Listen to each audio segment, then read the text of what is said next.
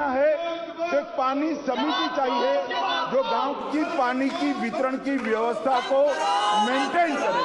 अब पैक्स ये पानी समिति बनकर वितरण व्यवस्था का भी काम करेंगे। माननीय अध्यक्ष जी, इसके साथ साथ पैक्स को हमने एक भंडारण क्षमता के साथ जोड़ने का भी काम किया है और पैक्स अब भंडारण का भी काम करेंगे। जो एफसीआई किराए पर लेगी तो गांव का अनाज गांव में ही भंडारण होगा और गांव में ही गरीब के घर में बिकेगा। तो इससे पैक्स को एक नए प्रकार की इनकम का फायदा होने वाला है। माननीय अध्यक्ष जी, गत बजट में मैं मोदी जी का बहुत बहुत धन्यवाद करना चाहता हूं कि मोदी जी ने सालों से सहकारिता के साथ अन्याय होता था, कोऑपरेटिव और कॉर्पोरेट दो टैक्स अलग थे। मोदी जी ने और वित्त मंत्री जी ने गत बजट में सहकारिता समितियां और कॉर्पोरेट कंपनियों के टैक्स को एक प्लेटफॉर्म पर लाने का काम किया है। सहकारी समितियों के आयकर पर लगने वाले अधिभार में कटौती कर दी गई है।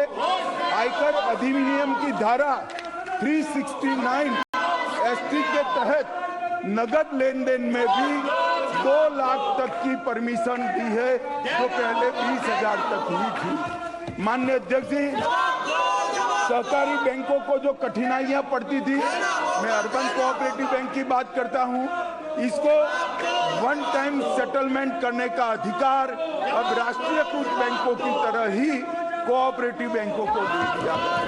इसके साथ साथ नई 10% नई ब्रांच अगर खोलनी है तो रिजर्व बैंक की कोई परमिशन लेने की जरूरत नहीं। माननीय अध्यक्ष जी, पीएसएल लक्ष्यांकों के प्रति भी समय सीमा 3 साल तक बढ़ाने का काम किया है, जिससे अर्बन को सिर्फ हटा दिया है, इतना नहीं, पास्ट में जो टैक्स लिया था वो 10,000 करोड़ से 15,000 करोड़ रुपया वापिस देने का काम भी ये भारतीय जनता पार्टी की सरकार ने किया। माननीय अध्यक्ष जी, 3 नई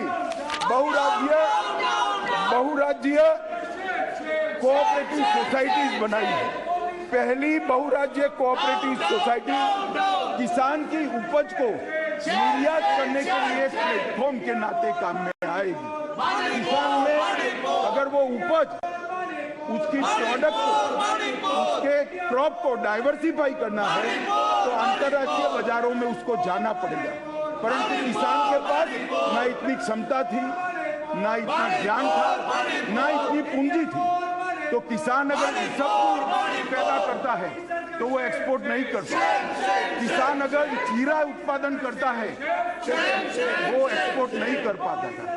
अगर वो लौंग उत्पादन करता है तो वो एक्सपोर्ट नहीं कर पाता था। वो इलायची उत्पन्न करता है तो एक्सपोर्ट नहीं कर पाता। ये निर्यात समिति एक किसान का 100 किलो से ज्यादा जो भी मटेरियल होगा इसको एक्सपोर्ट करने का प्लेटफॉर्म बनेगी और ये बहुत महत्वपूर्ण बनेगी। इसके साथ साथ हमने एक और सहकारी समिति बनाई है जो बीजों के उत्पादन में छोटे किसानों को जोड़ेगी।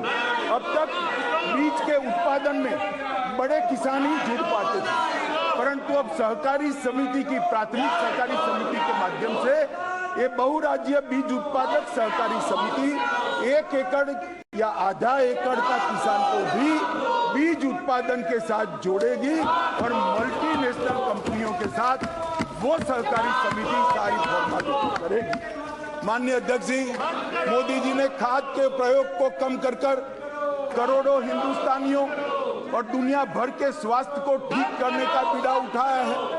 धरती के स्वास्थ्य को भी ठीक करने का बीड़ा उठाया है। इसलिए ऑर्गेनिक क्रॉप बढ़ रहा है, प्राकृतिक खेती बढ़ रही है, एग्रीकल्चर प्रोडक्ट में फर्टिलाइजर का उपयोग कम हो रहा है। मगर आज किसान प्राकृतिक खेती तो करता है, परंतु इसको अपनी प्रोडक्ट का उचित दाम नहीं मिलता है।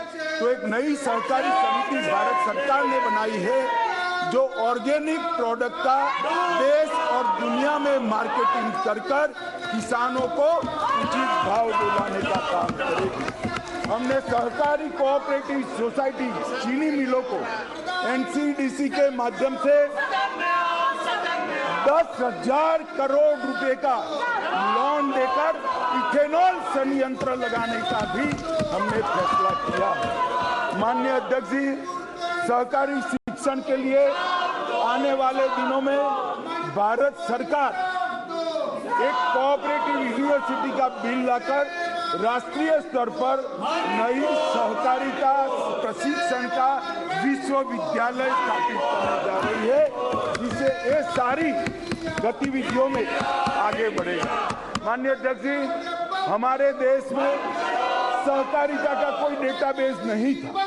हमने तय किया कि 8 लाख समितियां और इसके साथ साथ ड्राई एरिया को आइडेंटिफाई करने के लिए कहां पर सहकारी समिति नहीं है, इसको इंगित करने के लिए हम राष्ट्रीय स्तर पर सहकारी डेटाबेस बनाएंगे। ये राष्ट्रीय सहकारी डेटाबेस बनाने का काम शुरू हो गया है।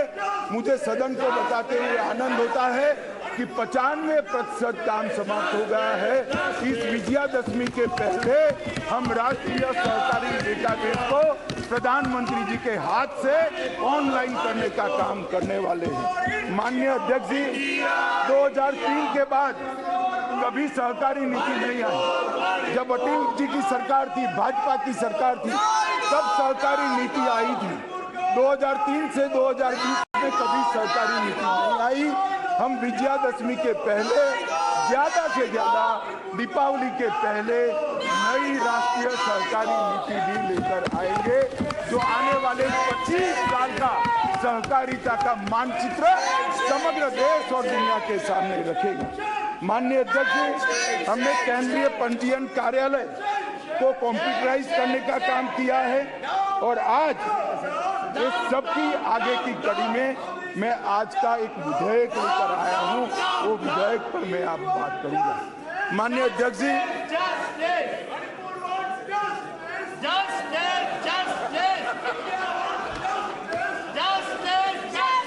जोर तो बोलो, जोर। माननीय अध्यक्ष जी, मैं आपके माध्यम से समग्र देश को कहना चाहता हूं कि मोदी जी ने इस देश के 60 करोड़ गरीबों को इस 9 साल में गरीबी से मुक्त करने का बहुत बड़ा यज्ञ शुरू किया है। ये कांग्रेस पार्टी का नारा था, गरीबी हटाओ। उन्होंने गरीबी नहीं हटाई, गरीब को हटाने का काम। गरीबी हटाने का काम इस देश के प्रधानमंत्री नरेंद्र मोदी जी। नरेंद्र मोदी जी ने इस देश के गरीब को बैंक अकाउंट देकर अर्थतंत्र के साथ जोड़ा। नरेंद्र मोदी जी ने हर गरीब को गैस देकर महिलाओं को धुएं से बचाया। मोदी जी ने हर गरीब को शौचालय देकर महिलाओं का सम्मान किया। मोदी जी ने हर गरीब के घर में बिजली पहुंचाकर उसको उजाला देने का काम किया। मोदी जी ने हर गरीब को 5 लाख तक की स्वास्थ्य की सुविधाएं फ्री ऑफ कॉस्ट कर दी। मोदी जी ने हर गरीब को प्रति माह 5 किलो प्रति व्यक्ति अनाज फ्री ऑफ कॉस्ट देकर उसको कल क्या खाना है इसकी चिंता से मुक्त कर दिया। मोदी जी ने वजीफा बढ़ाकर बच्चों को शिक्षा की व्यवस्था की और गांव के अंदर सारी सुविधाएं खरीदी। अब जरूरत है उसको रोजगारी देने। माननीय अध्यक्ष जी, जिसके पास पूंजी नहीं है उसको रोजगारी कैसे मिलेगी? उसको रोजगारी मिलने का एकमात्र जरिया है किसानी और कोऑपरेटिव मूवमेंट। और किसानी और कोऑपरेटिव मूवमेंट को ज्यादा स्ट्रेंथी करने के लिए नरेंद्र मोदी जी ने ये सहकारिता आंदोलन की मजबूती के लिए सहकारिता मंत्रालय बनाया है। माननीय अध्यक्ष जी, आज मैं जो बिल लेकर इस सदन के सामने उपस्थित हुआ हूं, इस बिल के बारे में अब मैं बात करना शुरू करूंगा। माननीय अध्यक्ष जी, हमारे राज्य में, देश में एक बहुराज्य सहकारी कोऑपरेटिव सोसाइटी एक केंद्र का विषय है। माननीय अध्यक्ष जी, हमारे देश में एक बहुराज्य सहकारी समिति केंद्र का विषय है। माननीय अध्यक्ष जी, सालों से 97वां संविधान संशोधन अटल जी कर गए थे, मगर किसी ने 97वें संशोधन को लागू नहीं किया। नरेंद्र मोदी जी ये मल्टी स्टेट कोऑपरेटिव सोसाइटी में पारदर्शिता, जवाबदेही और उसका मुनाफा बढ़े, इसलिए ये बिल को पारित किया है कैबिनेट में, जो आज मैं इस सदन के सामने लेकर आया।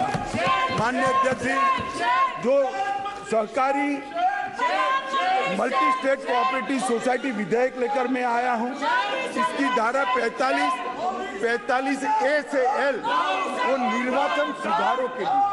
माननीय अध्यक्ष जी, हमारे यहाँ अक्सर फरियादें होती थी कि सहकारिता में राजनीति हस्तक्षेप होता, सरकार किसी भी दल की हो, मगर राजनीतिक हस्तक्षेप की फरियादें होती थी। अब हम एक 45 और 45A से L तक में एक प्रोविजन लेकर आए हैं, जो चुनाव आयोग बनाने का प्रोविजन है, निर्वाचन प्राधिकरण बनाएगा जो स्वतंत्र रूप से चुनाव करेगा। तो इससे सरकारी दखल कम हो जाएगी। निर्वाचन प्राधिकरण के सभापति की जो शक्तियां हैं वो लगभग चुनाव आयुक्त के समकक्ष कर दी गई है, इससे सरकार का दखल नहीं रहेगा। माननीय अध्यक्ष जी, हमने इसके साथ साथ तय किया है कि बोर्ड की 1/3 संख्या अगर खाली हो जाती है तो फिर से चुनाव करना पड़ेगा। माननीय अध्यक्ष जी, हमने इसके साथ साथ एक सुधार लेकर आए हैं कि बोर्ड की बैठकों में अनुशासन, सहकारी समितियों के कार्यलाभ और धारा 50 अध्यक्ष, उपाध्यक्ष और बोर्ड के सदस्यों को 3 माह के अंदर एक बोर्ड मीटिंग बुलाने के लिए कंपल्सन करेगा। माननीय अध्यक्ष जी, उपसभापति या सभापति ये बोर्ड नहीं बुलाते हैं तो हमने तय किया है कि CEO की जिम्मेदारी होगी कि बोर्ड बुला ले और मीटिंग में नियमित हो जाए। कई बार बहुमत खो देने की स्थिति में कई बार मीटिंग ही नहीं बुलाई जाती।